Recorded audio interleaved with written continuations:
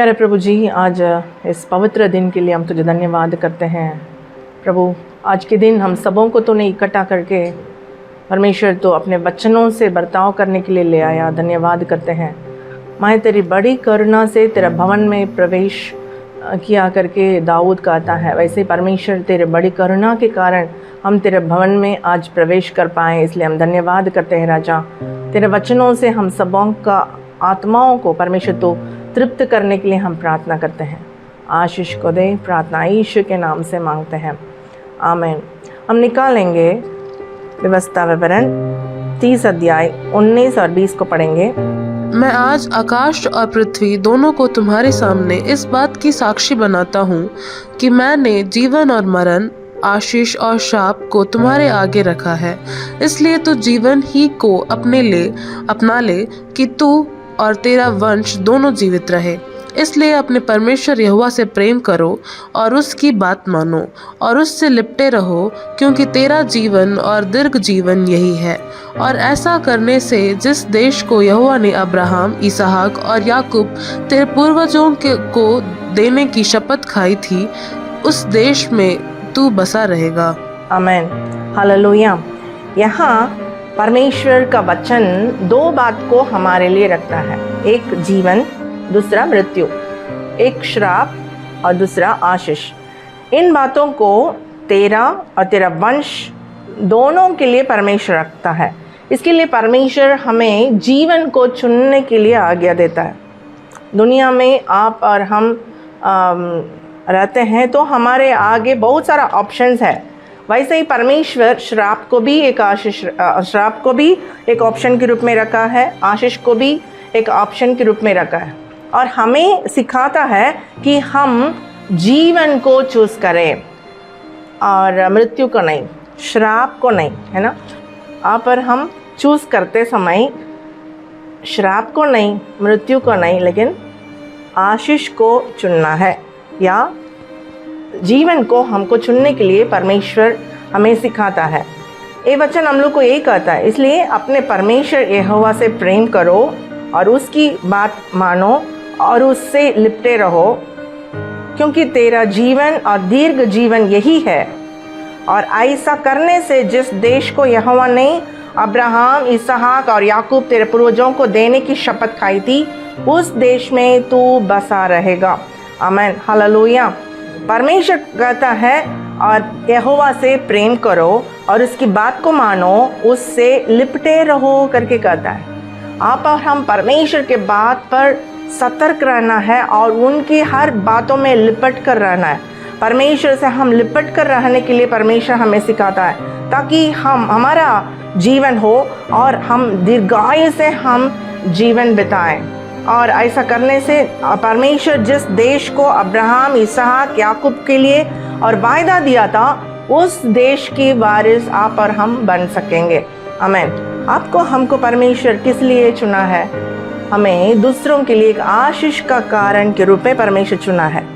और कोई ऐसा बोलते हैं, एक व्यक्ति मुझे कॉल करके बोल रहे थे, जब से मैं शादी किया तब से मेरा नौकरी चला गया और मेरा घर का शांति चली गई और मेरा घर में बहुत प्रकार का संघर्ष आ गया करके बोल रहे थे। कई लोग ऐसा मानते हैं, मतलब एक पत्नी आने के बाद ये पत्नी मेरे लिए बहुत श्राप का कारण है, ये इसके कारण सब कुछ खत्म हो गया। या कोई बच्चा को ऐसा, उनका माँ बाप ऐसा सोच लेते हैं। कोई ऐसा सोचते हैं, ये बच्चा मेरे लिए सारा आशीष का कारण है। और कोई ऐसा बोलते हैं, मेरा पत्नी सब आशीष का कारण, आज इतना सब कुछ हुआ है मेरे पत्नी के कारण, ऐसा बोलता है ना। वैसे ही आपको हमको परमेश्वर एक आशीष का कारण हमें बना के रखा है, उसके लिए हम योग्य बनना चाहिए। आमीन, हालेलुया। हमारा वचन हमें यही सिखाता है। निकालेंगे उत्पत्ति 12 अध्याय, उसका दूसरा तीसरा पद को पढ़ेंगे। उत्पत्ति 12 का 2 और 3 पद को पढ़ेंगे। और मैं तुझसे एक बड़ी जाति बनाऊंगा और तुझे आशीष दूंगा और तेरा नाम महान करूंगा और तू आशीष का मूल होगा। जो तुझे आशीर्वाद दे उन्हें मैं आशीष दूंगा और जो तुझे कोसे उसे मैं शाप दूंगा, और भूमंडल के सारे कुल तेरे द्वारा आशीष पाएंगे। यहाँ परमेश्वर अब्राहम को कहता है कि तुम अपने देश को, अपना कुटुंब को, अपना पिता के घर को छोड़ करके जिस देश में तुझे दिखाऊंगा और उस देश में तू चला जाओ, ऐसा करके कहता है। और अब्राहम भी परमेश्वर की ऐसे ही आज्ञा मानकर अपना देश, अपना कुटुंब, अपना पिता के घर सब कुछ छोड़ करके दूसरा देश के ओर यात्रा करने शुरू कर दिया। परमेश्वर देखा, वाह, मेरा बात को कुछ जाने भी ना आगे जाकर क्या होगा क्या नहीं होगा, मेरा जीवन किस प्रकार रहेगा, कुछ भी सोचा नहीं, लेकिन मेरा एक कहने की बात को मानकर वो तुरंत निकल गया। इसलिए तुरंत परमेश्वर उसको आशीष देने के लिए चाह रहा था। क्या आशीष दिया इसमें देखते हैं। और मैं तुझसे एक बड़ी जाति बनाऊंगा और तुझे आशीष दूंगा और तेरा नाम महान करूंगा और तू आशीष का मूल होगा। जो तुझे आशीर्वाद दे उन्हें मैं आशीष दूंगा और जो तुझे कोसे उसे मैं शाप दूंगा और भूमंडल के सारे कुल तेरे द्वारा आशीष पाएंगे। अब्राहम के द्वारा भूमंडल के सारे कुल आशीष पाएंगे करके परमेश्वर कहता है। एक परमेश्वर का दास या परमेश्वर का आज्ञा मानने वालों को परमेश्वर एक आशीष का स्रोत बनाता है। आप और हम दूसरों के लिए आशीष का मूल स्रोत होना है। हम जहाँ भी जा रहे हैं और ये व्यक्ति आ गया मेरा सब चौपट हो जाएगा, ऐसा कोई नहीं बोलना है। ये व्यक्ति मेरे घर आया इसलिए मेरे घर में आशीष मिलेगी। एक व्यक्ति मेरा कामों को कर रहा है इसलिए मेरा काम सफल होगा, ऐसा आपको हमको देखकर लोग कहना चाहिए। जैसा यूसुफ के संग परमेश्वर था, उसका सारा कार्य सफल हुआ। आपके साथ मेरे साथ यदि परमेश्वर रहता तो हम जो कुछ भी करेंगे वो सारा काम सफल होगा। आमीन, हालेलुया। परमेश्वर हमें ऐसा सिखाता है। लेकिन कोई ऐसा है व्यक्ति जो अपने पारिवारिक लोगों के लिए, अपने खानदान के लोगों के लिए, अपना पीढ़ी के लिए वो श्राप का बातों को कमा के रखते हैं। ऐसा 4 बातों को आज हम लोग सीखेंगे। किस बातों पे हमारे जीवन में श्राप आता है, हमारा परिवार में श्राप आता है, हम ऐसा क्यों रहते हैं, हम क्यों ऐसा नहीं रहना चाहिए। इस प्रकार का जीवन हम नहीं चलाना है। हम आशीष का कारण कैसे बने, ऐसा हम कुछ बातों को अध्ययन करेंगे। निकालेंगे भजन संहिता 15:5। उसमें हम लोग पढ़ते हैं, जो अपना रुपया ब्याज पर नहीं देता और निर्दोष की हानि करने के लिए घूस नहीं लेता है, जो कोई ऐसी चाल चलता है वह कभी ना डगमगाएगा। आमीन। यहाँ परमेश्वर का तंबू पर वास करने वालों के बारे में लिखा है। वो व्यक्ति कैसा रहता है, यहाँ पर लिखा है, जो अपना रुपया ब्याज पर नहीं देता और निर्दोष की हानि करने के लिए घूस नहीं लेता है। जो कोई ऐसी चाल चलता है वो कभी नहीं डगमगाएगा। जो अपना रुपया ब्याज पर नहीं देता। रुपया ब्याज पर देने वाले क्या करते हैं, अपने पास ज़्यादा पैसा रहता है, थोड़ा और पैसा कमाने का इच्छा में, लोभ लालच से ज़्यादा ब्याज पर कमाने के लिए पैसा को इधर उधर दे देते हैं। परमेश्वर इसको कभी भी नहीं पसंद करता है। उन लोग दुख के साथ और बहुत उदास होकर के आंसू बहा करके आपके लिए आकर के पैसा जो भी देंगे उन लोग के पास रहता भी नहीं है, एक्स्ट्रा पैसा लगता है। मान लीजिए 100 रुपया किसी से लिया गया है, उसमें 6 रुपया ब्याज देना है तो उसको 106 रुपया देना पड़ता है, या जब तक नहीं देगा तब तक उसको 6 रुपया देना पड़ता है। तो कितना पैसा इसके पास रहता है, नहीं रहता, फिर भी देना पड़ रहा है। ये अन्याय का एक कमाई। इस कमाई से परमेश्वर कभी भी प्रसन्न नहीं होता है। हम ब्याज पर पैसा को, रुपया को नहीं देना है। इसके द्वारा हमारे खानदान में, हमारा परिवार में, हमारा पीढ़ी में हम अपने बच्चों को, बच्चों के बच्चों को हम श्राप को कमा के रख रहे हैं। जैसा हम लूका रचित सुसमाचार 19वां अध्याय में हम लोग देखते हैं, 8वां पद को पढ़ेंगे, लूका 19 का 8। जक्कई ने खड़े होकर प्रभु से कहा, हे प्रभु देख, मैं अपनी आधी संपत्ति कंगालों को देता हूँ, और यदि किसी का कुछ भी अन्याय करके ले लिया है तो उसे चौगुना फेर देता हूँ। वहाँ यीशु मसीह का प्रेजेंस में यीशु मसीह वहाँ जक्कई को जैसे देखा, बुलाया, और जक्कई दौड़ के ऊपर एक पेड़ में चढ़ करके बैठ गया। क्यों? यीशु को देखने के लिए।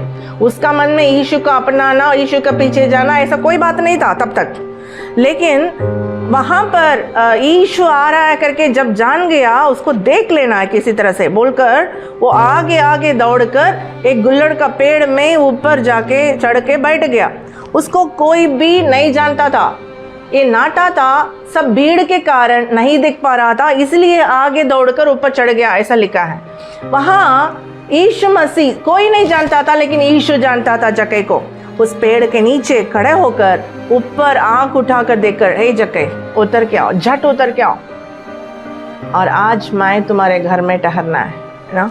परमेश्वर उससे इतना प्यार किया, और खुशी से उतर के आकर यीशु को लेकर के अपने घर जाते समय वहाँ खड़े होकर जक्कई खड़े होकर प्रभु से कहा, हे प्रभु देख, मैं अपनी आधी संपत्ति कंगालों को देता हूँ, और यदि किसी का कुछ भी अन्याय करके ले लिया है तो उसे चौगुना फेर देता हूँ। वहाँ का लोग सब कुड़कुड़ाने लगे कि कैसा व्यक्ति, इसके पास जा रहे हैं, इनके घर जा रहे हैं, ऐसा सब लोग कुड़कुड़ा रहे हैं। लेकिन कभी यीशु मसीह नहीं बोला तुम बहुत अन्याय से सबसे ले लिया है, वापस लौटाओ, नहीं बोला, कुछ भी नहीं बोला। लेकिन परमेश्वर को उपस्थिति में हम आते समय हमारे अंदर का पाप ऐसे ही प्रकट हो जाता है।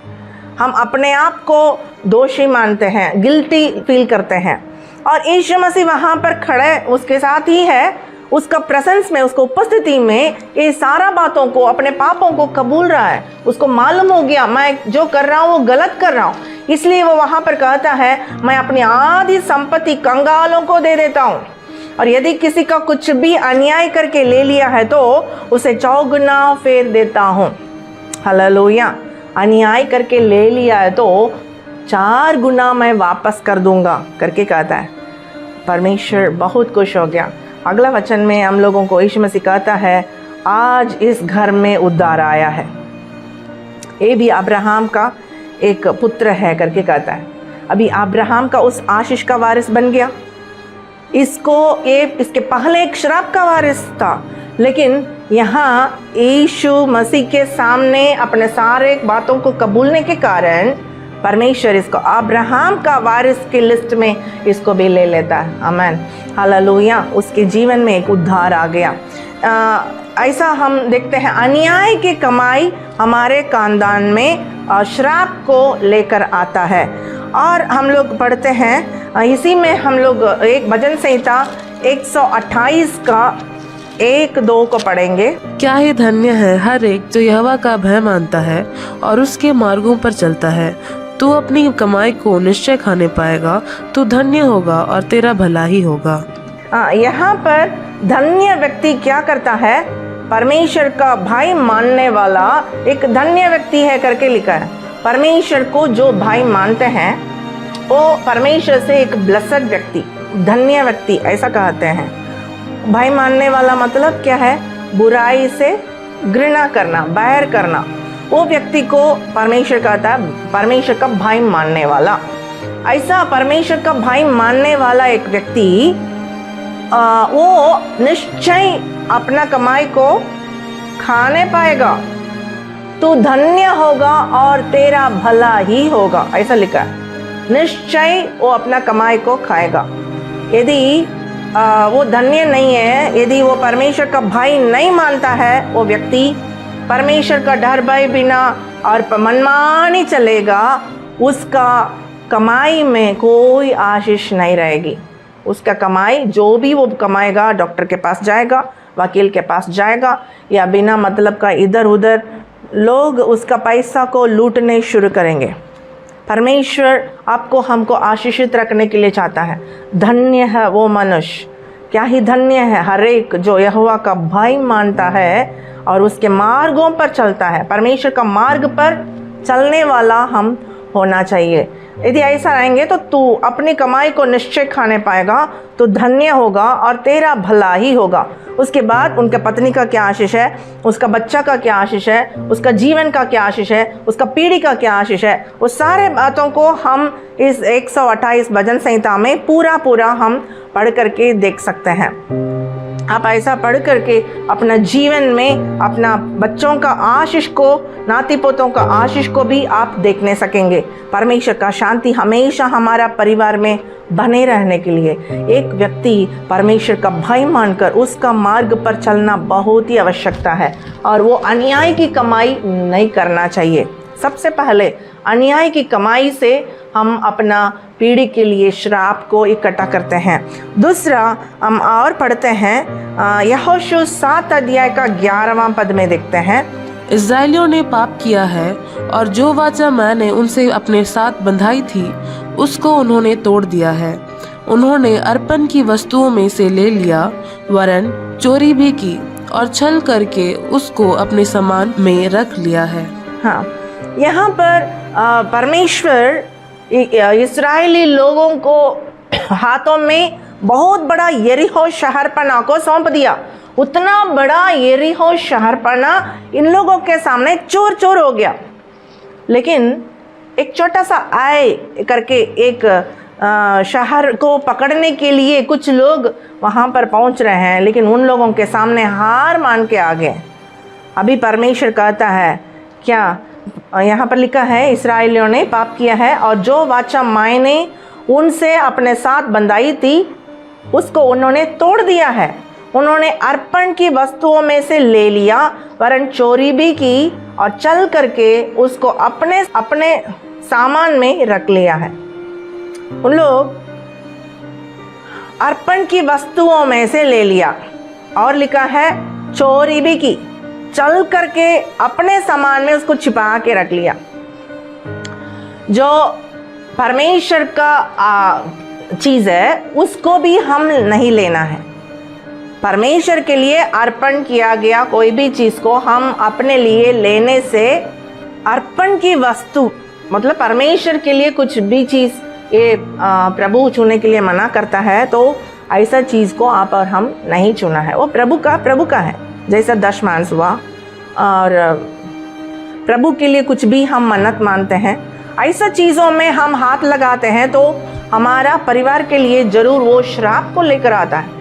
अर्पण की वस्तु को हम नहीं लेना चाहिए, और चोरी का चीज़ हमारे घर में नहीं आना चाहिए। कई लोग ऑफिस में फ्री में पेंसिल्स मिलता है और पेन मिलता है, इरेजर मिलता है या कुछ कागज़ मिलता है, ऐसा, और कोई नहीं दिख रहा, कुछ लेके जाने से भी कोई कुछ नहीं बोल सकता, वहाँ तो आते रहेगा, ऐसा बोलकर सारा चीज़ घर में ले आकर रख लेते हैं। ये भी परमेश्वर एकदम नहीं चाहता है, वो आपका चीज़ है ही नहीं।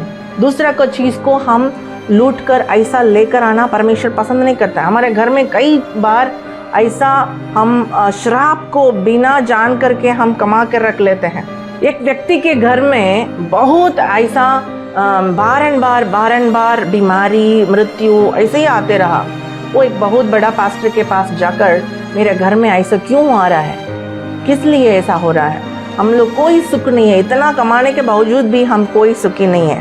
तब वो पास्टर ने कहा, तुम इस घर को कैसे बनाए हो, अन्याय से बनाए हो क्या? यदि ऐसा है तो इसको बेचकर कंगालों को दे दो, तब तुम्हारा शांति बना रहेगा। उसने ऐसे ही जाकर सब कुछ बेचकर कंगालों को देकर और थोड़ा पैसा में अपना एक छोटा सा घर बना के आज शांतिपूर्वक रहते हैं करके वो पास्टर एक गवाही में बता रहे थे। मेरा कहने का मतलब, कितना पैसा कमा कर वो पैसा ज़्यादा रहेगा लेकिन घर में श्राप रहेगा, उससे क्या फ़ायदा? हम अपने जीवन में बच्चों को आशीष को कमा के रखने वाला होना है। हमारे कारण हमारे बच्चे श्राप को ढोना नहीं है। हम कोई भी चीज़ को चोरी करना नहीं है, अर्पण की वस्तु को चोरी करना नहीं है। परमेश्वर के लिए मन्नत जिसको माने हैं उसको प्रभु के लिए दे देना है। और दशमांश निकालते हैं, निकाल करके रखते हैं, कुछ ज़रूरत आ जाता है उसमें से निकाल करके काम कर लेते हैं।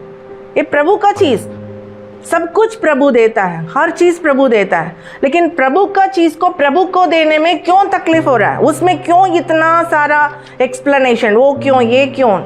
नहीं, प्रभु के लिए एक छोटा सा चीज़ देने में हमें क्या हर्ज है? प्रभु इतना सारा चीज़ को दिया, हमें बल दिया, ताकत दिया, काम दिया, नौकरी दिया, घर दिया, अच्छा खुशी, शांति, परिवार, सब कुछ दिया, लेकिन प्रभु के लिए हम किस प्रकार देते हैं? देने वाला हृदय हमारा कितना है? प्रभु के लिए हम देने के लिए क्यों इतना पीछे हो रहे हैं? प्रभु का चीज़ों पर क्यों हाथ लगाते हैं? परमेश्वर हमें धोखा देने वाला ऐसा बोलेगा, यदि हम ऐसा छुएंगे तो श्रापित हम व्यक्ति हो जाएंगे।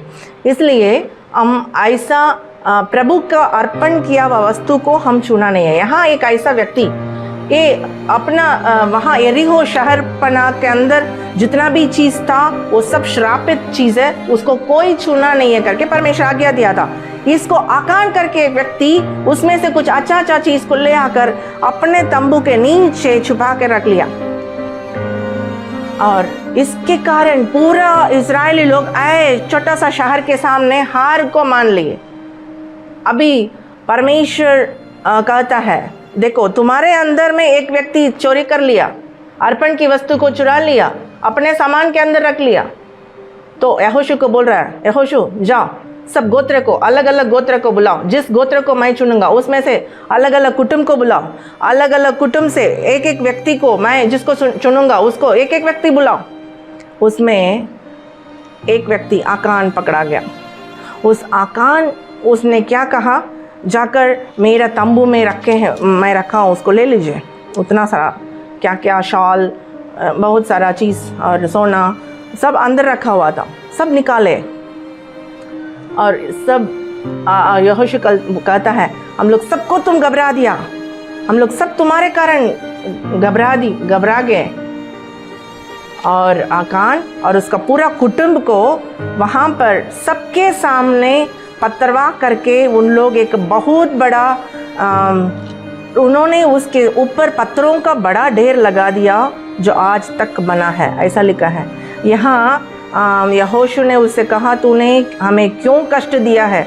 आज के दिन यहोवा तुझी को कष्ट देगा, ऐसा बोलकर उनको पत्थरवाह करने के लिए कह दिया। और एक आकान के कारण वहाँ पूरे उसका परिवार नष्ट हो गया। आकान, उसका बेटा, बेटियाँ, उसके जितने भी चीज़ था, भेड़ बकरी, हर चीज़ को वहाँ पर इकट्ठा करके और पूरे इस्राएली लोग उनके ऊपर पत्थरवाह किए और वहाँ पर पत्थर का ढेर हो गया। आज तक उसको आकोर तराई करके वहाँ पर उसको लोग बोलते हैं। और एक परिवार में एक चोरी चुपके कुछ काम को करने के कारण, अर्पण की वस्तु को अपनाने के कारण पूरे खानदान, जिसको कुछ भी नहीं मालूम है ना, वहाँ पर आकान का बेटा लोग नहीं जान रहे होंगे, उनका परिवार वाले शायद नहीं जान रहे हैं, जानते हैं नहीं जानते नहीं मालूम, लेकिन फिर भी पूरा परिवार के लिए इनका किया हुआ कर्म के कारण पूरा परिवार में एक श्राप आ गया है। ऐसा हमारे जीवन में नहीं होने के लिए हम अपना जीवन को समर्पित करना है। और पहला तो हम देखें, अन्याय की कमाई से हमारे घर में श्राप आती है। दूसरा, और अर्पण की वस्तु को छूने से या दूसरे चीज़ों को लूट कर छिपा के रखने से हमें श्राप आती है। तीसरा हम पढ़ेंगे उत्पत्ति 4 अध्याय 7वां पद को पढ़ेंगे। यदि तू भला करे तो क्या तेरी भेंट ग्रहण ना की जाएगी, और तू भला ना करे तो पाप द्वार पर छिपा रहता है और उसकी लालसा तेरी ओर होगी और तुझे उस पर प्रभुता करनी है। यहाँ काइन के बारे में हम देखते हैं। काइन का भेंट को परमेश्वर ग्रहण नहीं किया और काइन को भी ग्रहण नहीं किया। उसके कारण वो हाबिल के ऊपर बहुत क्रोध कर रहा है, उसके ऊपर पूरा जलन कर रहा है, उसका फेस में ही रिएक्शंस दिखाई दे रहा है।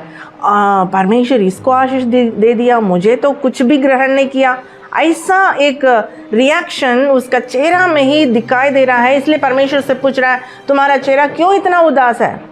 ऐसा परमेश्वर उनसे पूछ रहा है। और भी परमेश्वर कहता, तू यदि भला करे तो क्या तेरी भेंट ग्रहण ना की जाएगी?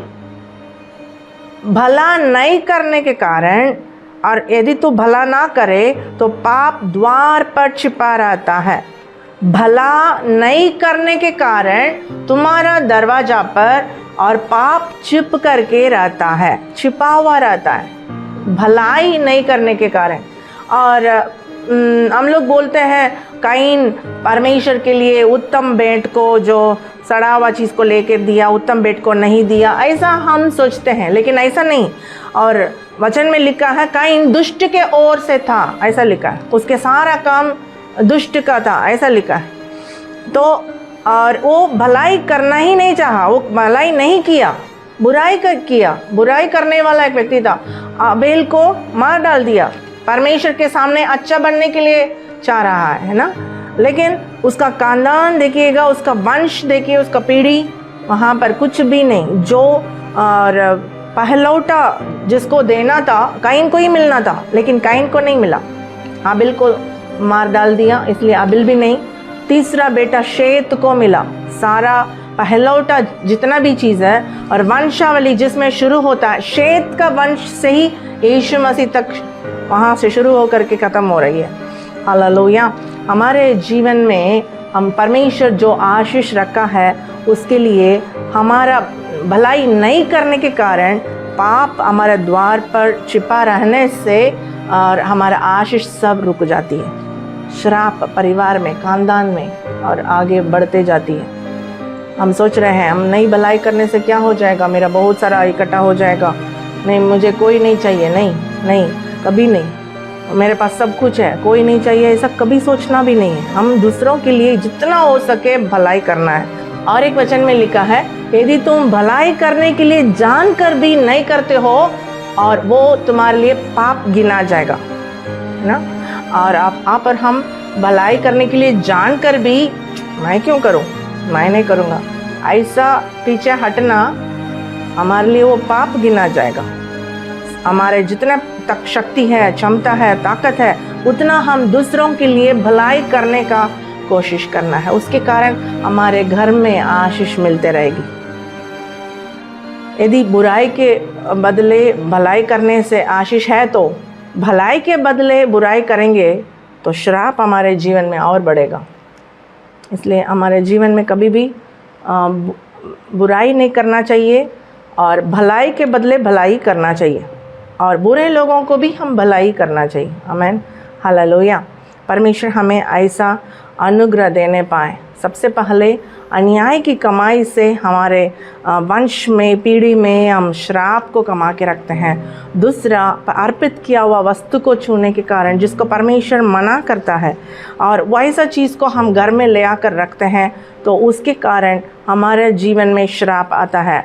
तीसरा, हम भलाई नहीं करने से द्वार पर पाप छिप कर रहता है, उसके कारण घर में कोई भलाई नहीं आ सकती है। हमारे पूरे और खानदान में, पीढ़ी में और सिर्फ श्राप और पड़ा हुआ रहता है और परमेश्वर हमें ऐसा नहीं चाहता है। आपको हमको परमेश्वर एक आशीष का मूल वंश बनाने के लिए चाहता है। और हम निकालेंगे उत्पत्ति 9वां अध्याय, उसका 21वां पद को पढ़ेंगे, 9 का 21। और वह दाखमधु पीकर मतवाला हुआ और अपने तंबू के भीतर नंगा हो गया। यहाँ एक व्यक्ति के बारे में हम लोग देखते हैं, नूह जो है एक परमेश्वर का बुलाया हुआ एक व्यक्ति, एक परमेश्वर से गवाही पाया हुआ एक व्यक्ति, ऐसा बोल सकते हैं। और निकालेंगे 6 का 9 को पढ़ेंगे, उत्पत्ति 6 का 9। नूह की वंशावली यह है, नूह धर्मी पुरुष और अपने समय के लोगों में खरा था और नूह परमेश्वर ही के साथ साथ चलता रहा। यहाँ परमेश्वर का नज़र में नूह को अनुग्रह की दृष्टि, यहोवा के अनुग्रह की दृष्टि नूह पर बनी रही करके देखते हैं। और नूह की वंशावली ये है, नूह धर्मी पुरुष और अपने समय के लोगों में खरा था और नूह परमेश्वर ही के साथ साथ चलता रहा। और नूह के बारे में परमेश्वर एक अच्छा गवाही को यहाँ पर लिख करके रखा है। और नूह के समय परमेश्वर पूरे संसार को मिटाने का रीज़न क्या था? लोग खाते पीते और अन्याय करते थे, पाप करते थे, उसके कारण श्राप आया। उसको पढ़ेंगे मत्ती रचित सुसमाचार 24 अध्याय, मत्ती 24 35, 38, 39 पढ़ेंगे। जैसे नूह के दिन थे वैसे ही मनुष्य के पुत्र का आना भी होगा, क्योंकि जैसे जल प्रलय से पहले के दिनों में जिस दिन तक कि नूह जहाज पर ना चढ़ा उस दिन तक लोग खाते पीते थे और उनमें विवाह होते थे, और जब तक जल प्रलय आकर उन सब को बहा ना ले गया तब तक उनको कुछ भी मालूम ना पड़ा, वैसे ही मनुष्य के पुत्र का आना भी होगा। के दिनों में जिस दिन तक कि नूह जहाज पर ना चढ़ा उस दिन तक लोग खाते पीते थे और उनमें विवाह होते थे, और जब तक जल प्रलय आकर उन सबको बहा ना ले गया तब तक उनको कुछ भी मालूम ना पड़ा। वैसे ही मनुष्य के पुत्र का आना भी होगा करके लिखा है। और नूह और जहाज में चढ़ने से पहले तक लोग खाते पीते थे। खाते पीते मतलब हम लोग भी खाते पीते हैं, मतलब नशा चढ़ने लायक चीज़ों को लोग करते थे। उन लोगों को ये भी होश नहीं लग रहा कि जल प्रलय आ करके बहा के ले जा रहा है, कोई होश नहीं है। ऐसा उन लोग रहते थे। और विवाह कैसे करते थे, किसी से भी कोई भी कैसे भी करके ऐसा एक अन्याय होता था। आज वैसे ही लिखा है मनुष्य का पुत्र यीशु मसीह आने के समय भी ऐसे ही होगा, सब बातों में इलीगल ऐसे ही होगा करके परमेश्वर कहता है। तो यहाँ नूह के इतना ऐसा एक वंश के बीच में उतना बड़ा लोगों का पापों के बीच में परमेश्वर नूह को एक धर्मी पुरुष के समान उसको चुना। नहीं, अपने समय के लोगों में नूह एक धर्मी पुरुष ऐसा परमेश्वर उसको चुन करके उसके बारे में गवाही को दे रहा है ना। और वही नूह जिसके बारे में परमेश्वर इतना बड़ा अच्छा गवाही को दिया, वो नूह क्या कर रहा है? अभी उस वचन को फिर से पढ़ सकते हैं। और वह दाखमधु पीकर मतवाला हुआ और अपने तंबू के भीतर नंगा हो गया। यहाँ पर दाखमधु पी करके अपने तंबू के भीतर नंगा हो गया करके देखते हैं। अभी नूह का बेटा हाम आ रहा है, आके देख रहा है पापा नंगा पड़े हैं, तो जाके अपने दोनों भाई को बता रहा है। और भाई लोग पीछे से चलकर एक चादर को ओढ़कर और चादर को ले आकर उसका तन को ढक रहे हैं। इसको जब नशा उतरने के बाद जान रहा है, जानकर हाम को श्राप कर देते हैं। और ये हाम का गलती क्या था? जरूर वो अचानक आया, देख लिया, गलती को देखा और जाके भाई लोगों को बताया। जरूर भाई लोग को नहीं बताना था, बता दिया, लेकिन गलती किसका था? ये ऐसा नशा होने लायक दाखमधु पी करके जिसके लिए प्रभु सबको खत्म कर दिया था, और वहाँ से बचकर आकर वो ही गलती ये कर रहा था नूह। इसके कारण इसके पूरा परिवार में, खानदान में श्राप। कैसा? हाम का पूरा परिवार, पूरा खानदान में एक बहुत बड़ा श्राप। एमोरी लोग और कनानी लोग और एफूसी लोग, इन लोग सब श्रापित एक खानदान में पाए जा रहे हैं। परमेश्वर आपको एक आशीष के लिए रखा है, लेकिन आपका लापरवाही के कारण, हमारे लापरवाही के कारण हमारे बच्चे लोग आशीष को खोना नहीं चाहिए। उन लोगों के लिए हम आशीष को देने वाले होना है। आमीन, हालेलुया। परमेश्वर हम लोगों को ऐसा अनुग्रह देने पाए। उसी के बारे में हम लोग और एक जगह पढ़ते हैं। ऐसा किसके बारे में परमेश्वर कहता है? दारू पीने वाला एक श्राप को लाता है। और व्यवस्था विवरण 29 का 19 और 20।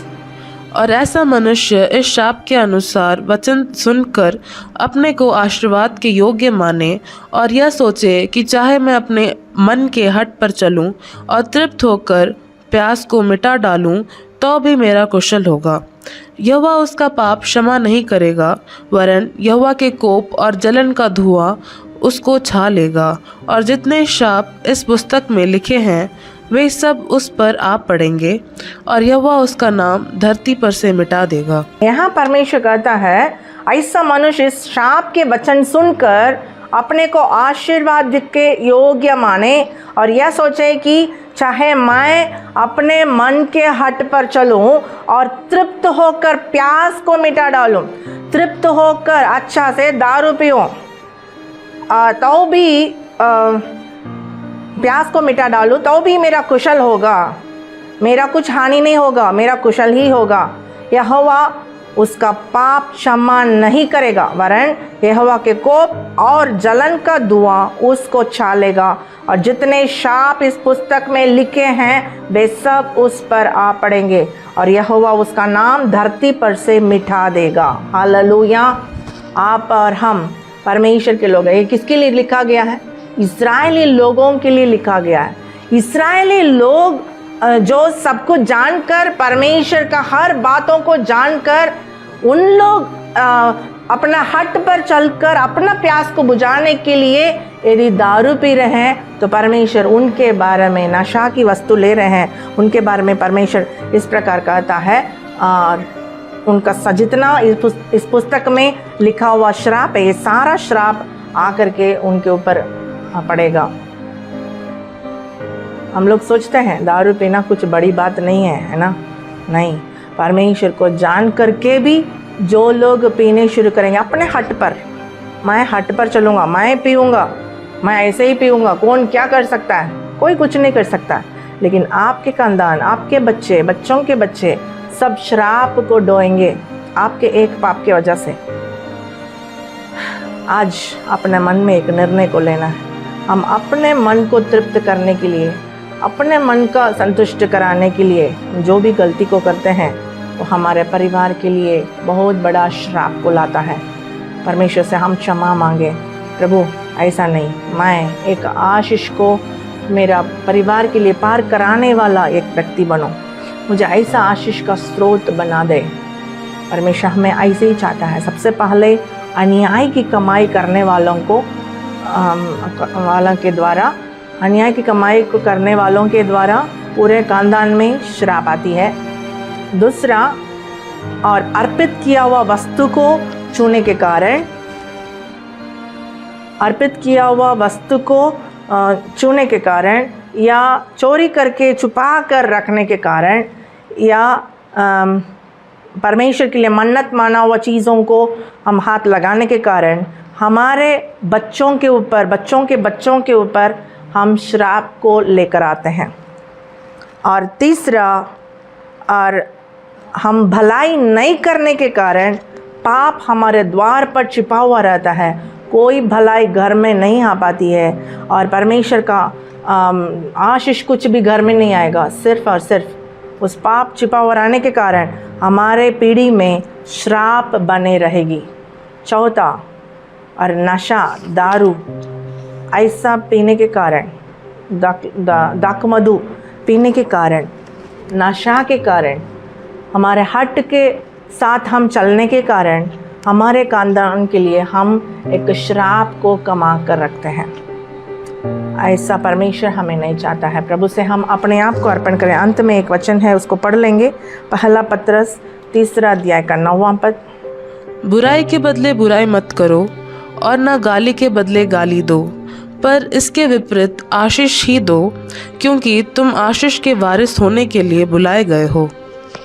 पर इसके विपरीत आशीष ही दो, क्योंकि तुम आशीष के वारिस होने के लिए बुलाए गए हो।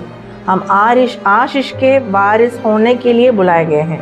आप और हम आशीष के वारिस होने के लिए बुलाए गए हैं। सब कोई बोलिए, आशीष के वारिस होने के लिए हम बुलाए गए हैं। आमीन, हालेलुया।